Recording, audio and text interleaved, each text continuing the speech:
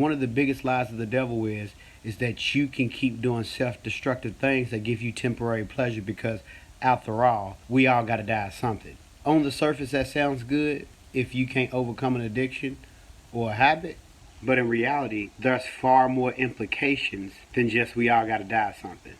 The enemy never reminds you of the fact that you're not who you are when you high and drunk. Who you really are is who you are when you can't get what you want. And over time, without you really noticing it, that's who you become.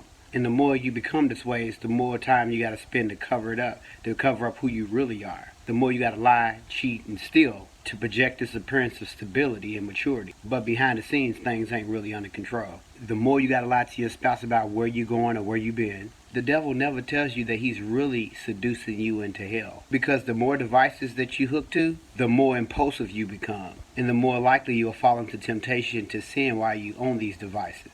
Because Satan knows the more blinded you are, and the more impulses you're led by, he can seduce you into more temptation until you die in your sin and go to hell. That's the only purpose of addiction. Whether it's a drug addiction, whether it's a sexual addiction, whether it's a porn addiction, is to paralyze you with the pleasure of sin while you've been entertained with music and entertainment that condones sin, that makes you feel completely comfortable until you're ensnared with a lifestyle of sin that sends you to hell when you die. That's why they spending millions of dollars on movies and entertainment and record deals and the music industry. It's to keep you blinded from the reality of sin to win more souls to hell. That's the enemy's main goal, is to trick you into thinking there ain't nothing going on after this life. So when you die, you would have lived your entire life being blinded by entertainment, sports, and pleasure, deceived to eternal damnation. So common sense tells us that we all got to die at some point. But the enemy knows that if he's got you hooked to these devices, he can keep you blinded in sin right up until the time it's time for you to go to the next realm.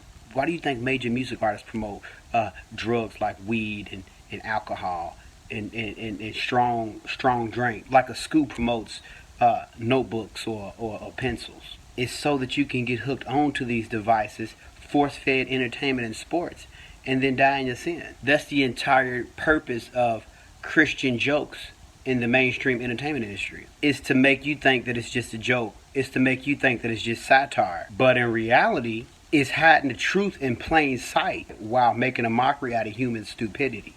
That's how the devil does. He puts you in a position, has you on the way to hell, and then makes a mockery of how smart you think you are. Mainly because the world's job is to fill you with pride.